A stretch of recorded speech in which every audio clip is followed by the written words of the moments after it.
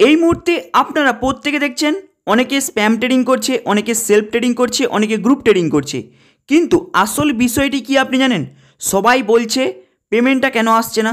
যারা self trading করছে MD বলছে পেমেন্টটা ওদের চলে আসবে, কিন্তু আদার্স যারা ট্রেডিং করছে এসডি স্টার এফএক্সের মধ্যে ওদের পেমেন্টের কী সমস্যা? অ্যাকচুয়ালি এসডিএফএক্সের এমডি অলরেডি বলে দিয়েছে সেপ্টেম্বরে পেমেন্ট দেবে, কিন্তু অ্যাকচুয়ালি যারা সেলফ ট্রেডিং করছে এবং আদার্স যাদের ডিপোজিটার প্রায় জুন মাস থেকে রয়েছে ওদেরও অনেক পেমেন্ট আটকে যাচ্ছে। কেন?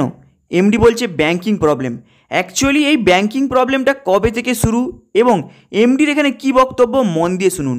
যে আপনাদের লক্ষ্য আছে সেই লক্ষ্যটা এইখানেই শেষ হয়ে যাওয়ার সম্ভাবনা থাকে।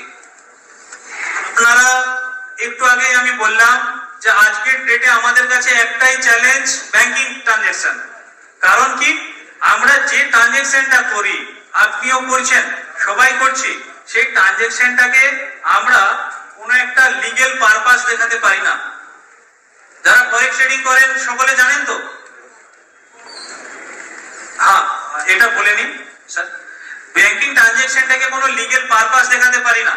ফলে কি হয়, শুধু আমাদের কোম্পানির অ্যাকাউন্ট নয়, অনেক ইনভেস্টরের অ্যাকাউন্টও কিন্তু এই ধরনের প্রবলেমের শিকার। আপনাদের এলাকায় হয়েছে কিনা জানি না, অনেক ইনভেস্টরের ব্যাংক অ্যাকাউন্টও কিন্তু এই খবর পেয়েছেন কিনা জানি না। আমরা একটা অ্যাকাউন্ট থেকে এই মাসে টাকা পাঠিয়েছিলাম, কালকে সেই অ্যাকাউন্টটা সরিয়ে দিয়েছি। তার কারণ কালকেও ক্ষতিগ্রস্ত হয়েছে। এই মুহূর্তে প্রতিটা অ্যাকাউন্ট যেখানে যে আপনাদের লক্ষ্য আছে সেই লক্ষ্যটা এইখানেই শেষ হয়ে যাওয়ার সম্ভাবনা থাকে।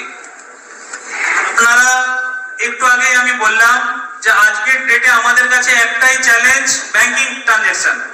কারণ কি, আমরা যে ট্রানজাকশনটা করি, আপনিও করছেন, সবাই করছি, সেই ট্রানজাকশনটাকে আমরা কোনো একটা লিগ্যাল পারপাস দেখাতে পারি না।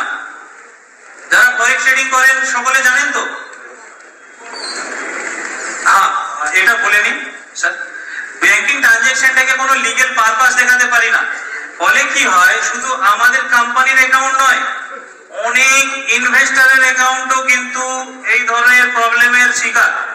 আপনাদের এলাকায় হয়েছে কিনা জানি না, অনেক ইনভেস্টরের ব্যাংক অ্যাকাউন্টও কিন্তু এই খবর পেয়েছেন কিনা জানি না। আমরা একটা অ্যাকাউন্ট থেকে এই মাসে টাকা পাঠিয়েছিলাম, কালকে সেই অ্যাকাউন্টটা সরিয়ে দিয়েছি। তার কারণ কালকেও ক্ষতিগ্রস্ত হয়েছে।